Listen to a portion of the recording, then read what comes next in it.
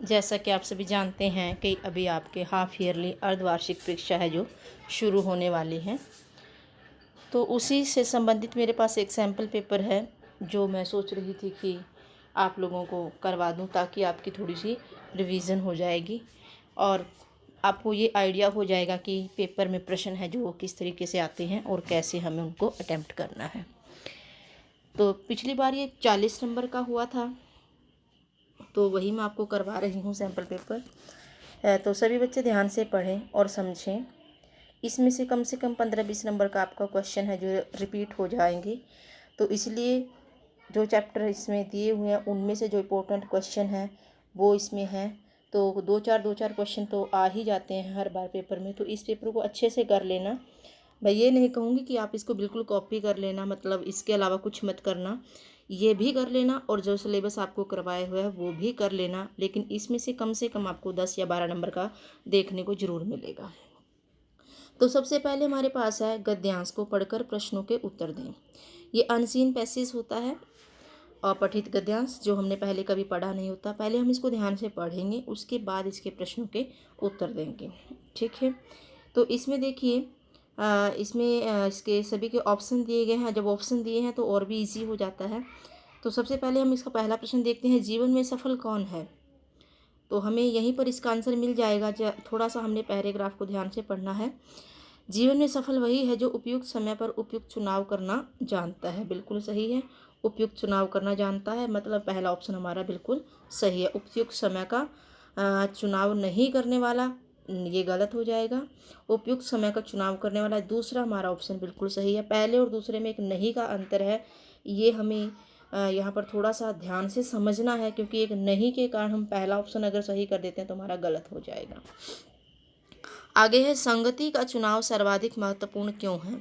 तो पैराग्राफ की तरफ चलते हैं कि इसमें हमने संगति के बारे में कहाँ पढ़ा था। गलत चुनाव करते ही हानि सुनिश्चित हो जाती है, और इसको हम ध्यान से पढ़ेंगे तो यहाँ पर संगति का चुनाव इन सब में सर्वाधिक महत्वपूर्ण है, क्योंकि इस चुनाव पर हमारा आचरण, कर्म, विचार, भाषा स्तर, मनुष्यता और हमारी सफलता असफलता निर्भर करती है। तो प्रश्न को ध्यान से पढ़ें। तो हमें आंसर मिल गया है, संगति का चुनाव सर्वाधिक महत्वपूर्ण क्यों है। असफलता के लिए नहीं, अच्छे आचरण एवं सफलता के लिए। इसका सेकंड ऑप्शन बिल्कुल सही है। आगे देखिए, जीवन में सफलता कौन प्राप्त करता है। यहाँ पर हमने जब पैराग्राफ पढ़ते हैं तो हमें पता चल जाता है जीवन में सफलता कौन प्राप्त करता है। तो इसको हम ध्यान से पढ़ेंगे। मनुष्य का चित्र बुराइयों की ओर जल्दी आकृष्ट हो जाता है। जिस प्रकार पानी सदा नीचे की ओर बहता है, उसी प्रकार मनुष्य का मन भी बुराइयों की ओर शीघ्रता से भागता है। तो यहाँ पर देखिए लास्ट वाली लाइन है, विवेक से काम लेकर अच्छे बुरे का चुनाव कर सकते हैं। इस विवेक के आधार पर हम सफलता प्राप्त कर सकते हैं। तो मतलब विवेक के आधार पर हम सफलता को प्राप्त करेंगे। तो जब यहाँ पर हमने क्वेश्चन के आंसर देखे, जीवन में सफलता कौन प्राप्त करेगा, विवेकशील मनुष्य, जो विवेक से, दिमाग से काम लेगा, ठीक है। आगे है, सफलता का रहस्य क्या है। तो संगति, धन, विवेक, वैभव। तो यहाँ पर ध्यान से देखिए, इसका आंसर क्या बनेगा। प्रश्न को हम ध्यान से पढ़ेंगे। इसमें संगति शब्द भी आया हुआ है, संगति के आधार पर ही हम सफलता असफलता की तरफ जाते हैं। तो इसका मतलब हमारा ऑप्शन है जो वो संगति बिल्कुल सही है। मनुष्य का चरित्र किस ओर जल्दी आकृष्ट होता है, बुराइयों की ओर, ये हमने पढ़ा ही था। तो आगे देखिए बच्चे, ये हमारा एक पठित काव्यांश है। ये है रसखान के सवैये, हमने बड़े अच्छे से किए हुए हैं।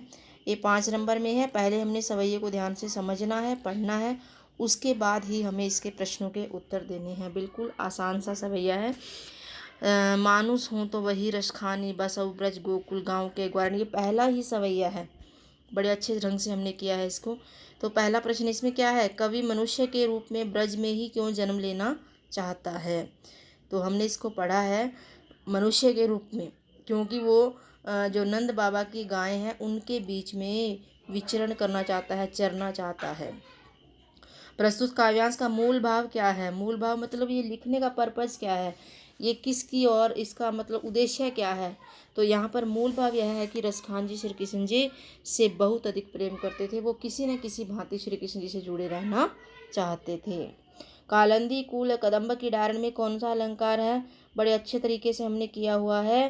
क वर्ण की आवृत्ति 2 या 2 से अधिक बार होने पर यहाँ पर अनुप्रास अलंकार है। यहाँ तक समझ में आ गया होगा। आगे देखिए, निर्देशानुसार उत्तर दीजिए। इसमें हमने उपसर्ग प्रत्यय है जो हमने बताया हुआ 4 नंबर के आने ही आने हैं। तो 4 नंबर के उपसर्ग और प्रत्यय देखिए। पर्यावरण शब्द में प्रयुक्त उपसर्ग व मूल शब्द लिखिए। तो परि प्लस आवरण, इसमें हो जाएगा ये पर्यावरण, परि प्लस आवरण। तो इसमें हमने ऐसे करके दिखाना है। परि, ये है इसका उपसर्ग और ये है इसका मूल शब्द आवरण। ठीक है, ठीक है, ये परि प्लस आवरण इसका वो बन जाएगा, ये उपसर्ग है, ये मूल शब्द है। और उसके बाद है दुर उपसर्ग लगाकर 2 शब्द बनाइए। दुर उपसर्ग लगाने से 2 शब्द हमने बनाने हैं। दुरात्मा, ठीक है, और दूरदर्शी। ठीक है, ये हमारे 2 शब्द बन जाएंगे, दुरात्मा और दूरदर्शी। इसके बाद देखिए, नैतिक शब्द में प्रयुक्त प्रत्यय और मूल शब्द अलग अलग कीजिए। प्रत्यय और मूल शब्द अलग अलग करने हैं नैतिक में, तो ये बड़ा ही इम्पोर्टेंट है, बार बार आता है। ये ना 2 शब्दों से मिलकर बना हुआ है। नीति प्लस इक, इससे बनता है ये नैतिक। नीति प्लस एक, इससे ये नैतिक बनेगा। तो इस ऐसे आपने इसको करना है। इसमें नीति मूल शब्द है और एक इसमें प्रत्यय है। ठीक है, उसके बाद देखिए,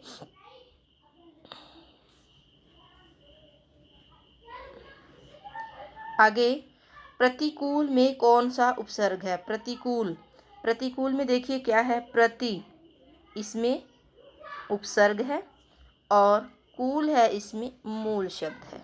ठीक है, इन दोनों के प्लस करने से ये प्रतिकूल बना है। तो इसने उपसर्ग पूछा है तो प्रति हमारा उपसर्ग हो जाएगा। ठीक है, प्रतिदिन, प्रत्येक, ये तरीके से हैं जो ये हमारे वो हैं मूल शब्द हैं। ठीक है, आगे देखिए, अर्थ की दृष्टि से वाक्य का भेद बताइए।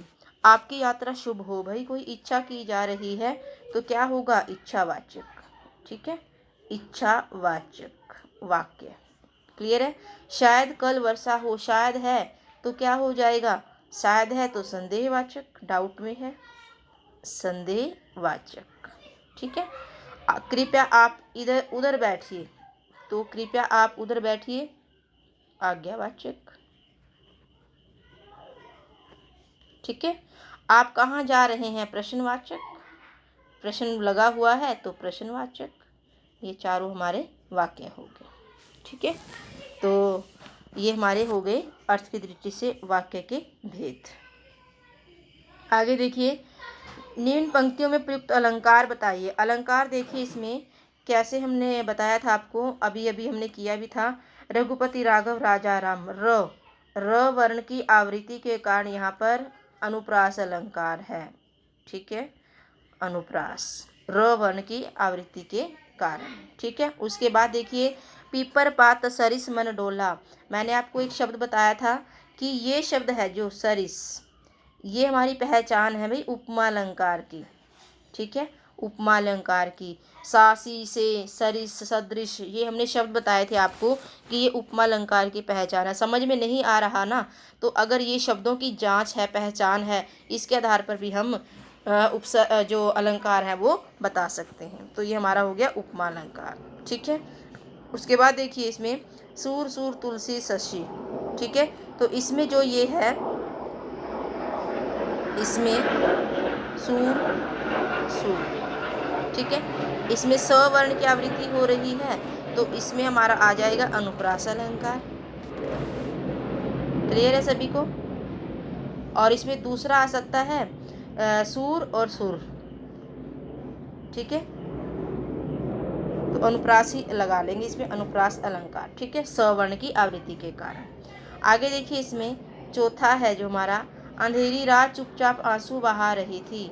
अब रात अंधेरी थी और चुपचाप आंसू बहा रही थी, तो आंसू बहाने का काम है जो मानव करता है, मानव। और यहाँ पर रात है ये, तो इसका मतलब क्या हुआ, रात को एक मनुष्य की भांति दिखाया गया है, मानव की भांति दिखाया गया है, एक औरत की भांति दिखाया गया है यहाँ पर।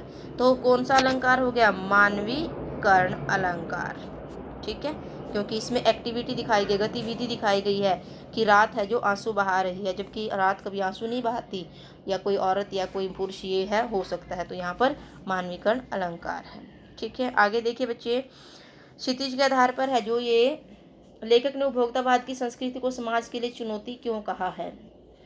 समाज के लिए चुनौती इसीलिए कहा है क्योंकि जो मनुष्य है वो उपभोग में बिल्कुल फंस चुका है और दिखावे की जो लाइफ है, जीवन है, उसकी तरफ आकर्षित होता जा रहा है। इससे क्या होगा? हमारी संस्कृति है वो पीछे रह जाएगी और हम अपनी संस्कृति को भूलते जाएंगे और नई संस्कृति की तरफ आकर्षित होते जाएंगे। इससे हमारा जो समाज है वो कहीं ना कहीं खोखला हो जाएगा, क्योंकि दिखावे की ज़िंदगी जीनी शुरू कर देंगे लोग तो समाज है वो खोखला हो जाएगा। किस घटना ने शालिम अली के जीवन की दिशा को बदल दिया था? ये पहला ही प्रश्न है, बड़ा ही आसान सा है। जब एक दिन वो शालिम अली एयर गन साफ़ कर रहे थे तो उनकी एयर गन से गोली निकली और गोरैया को लगी थी। उस गोरैया को जख्मी हालत में देख करके वो उसी दिन से पक्षी प्रेमी बन गए थे, क्योंकि फिर उन्होंने उसका ध्यान भी रखा था, उसका ट्रीटमेंट भी करवाया था, तो उसी दिन से वो पक्षी प्रेमी बन गए थे। दो बैलों की कथा पाठ में कौन कौन से नैतिक मूल्य उभर कर सामने आए हैं? ये हमने बड़े ही अच्छे तरीके से किए हुए हैं। औरत का सम्मान करना है, ठीक है, सबसे पहले ये वाला, और स्वार्थी नहीं होना है। ठीक है, इनको आगे ना डिटेल में हम समझा सकते हैं। स्वार्थी नहीं होना है, अपनी जो मित्रता है, अपने मित्र का है जो पूरा ध्यान रखना है। और इस तरीके से हम इसके 3 या 4 पॉइंट बना लेंगे। स्वार्थी ना हो और जाति का सम्मान करें, मित्र का सम्मान करें, और इसमें क्या है, जो जब आपका मित्र मुसीबत में हो तो उसको अकेला न छोड़े। तो ये 4 पॉइंट इसके बन जाएंगे। इनको थोड़ा सा ना डिटेल में हम आगे एक्सप्लेन कर देंगे। 2 नंबर का प्रश्न है, आराम से ईजीली से हो जाएगा।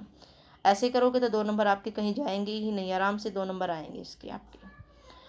ब्रजभूमि के प्रति रस खान ने अपना प्रेम किस प्रकार व्यक्त किया है? हमने पढ़ा था कि उन्होंने कहा है पशु रूप में, पशु बन जाऊं मैं, पहाड़ रूप में, ठीक है, और गाय बनना चाहूँगा और पक्षी बनना चाहूँगा। इन चारों रूपों में उन्होंने अपना प्रेम है जो बताया था, पक्षी, पशु, पहाड़, गाय। ठीक है, तो ये चारों आप उनके रूप आ जाएंगे। तो इसमें आपको ये आपने लिखने हैं। ठीक है, ब्रजभूमि के प्रति रस खान ने अपना प्रेम किस प्रकार व्यक्त किया है? मैं गाय बन जाऊं, पहाड़ बन जाऊं, तो वो मतलब इनके माध्यम से वो कहीं ना कहीं श्री कृष्ण जी से जुड़े रहना चाहते हैं। आगे देख, कैदी और कोकिला कविता में कवि को कोयल से ईर्ष्या क्यों हो रही है? ये हमने एक कविता में पढ़ा था, कैदी और कोकिला, क्योंकि जो कोयल है वो खुले आसमान में उड़ रही है और जो कवि है उसका छोटा सा एक कमरा है, जेल है, वो वहीं पर रह रहा है। कोयल आसानी से हवा में, खुली हवा में सांस ले रही है और जो कवि है वो बंद कोठरी में अपना जीवन यापन कर रहा है। और दूसरी बात ये थी, उसमें कोयल है जो वो किसी के अधीन नहीं है, कवि है जो अंग्रेज़ों के अधीन है और अंग्रेज़ों का गुलाम है, इसलिए उनको इससे, कोयल से ईर्ष्या हो रही थी। आगे हम इसमें से ना कृतिका में से हैं हमारे प्रश्न। लेखिका किनाने की आज़ादी के आंदोलन में किस प्रकार की भागीदारी रही? और दूसरा है मृत्यु का तरलूत किसे कहा गया है और क्यों? ये 3 नंबर का एक प्रश्न है, 2 नंबर का एक प्रश्न है। तो इसी तरीके से 3-3 नंबर में भी आ सकते हैं, 2-2 नंबर में भी आ सकते हैं। तो क्वेश्चन ऐसे ही 2 ही प्रश्न आएंगे इसमें से। तो लेखिका की नानी की जो थी आज़ादी के आंदोलन में किस प्रकार की भागीदारी रही थी? उन्होंने कोई लड़ाई नहीं की थी, कोई आंदोलन नहीं किया था, लेकिन फिर भी वो इस आंदोलन में उनका पार्टिसिपेशन रहा था, वो बताना है इसमें हमने। क्योंकि उन्होंने कहा था कि मेरी बेटी की शादी है जो किसी एक अच्छे से फ्रीडम फाइटर से होनी चाहिए, जो देश के लिए अपने आप की अपनी जान कुर्बान करने को तैयार रहे।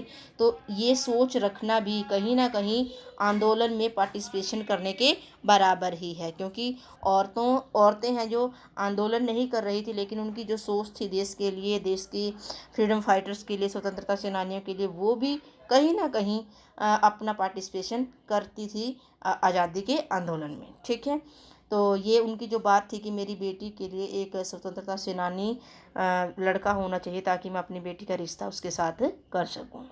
आगे मृत्यु का तरल दूत किसे कहा गया है और क्यों? मृत्यु का तरल दूत है जो बाढ़ के झाग भरे पानी को कहा गया है, क्योंकि यह झाग से भरा पानी है जो हजारों बीमारियों के साथ आता है और बहुत सारे लोगों की इसमें मृत्यु हो जाती है, तो इसलिए इसको ऐसा कहा गया है। आगे इसमें बच्चे ना प्रश्न ये है, पत्र है।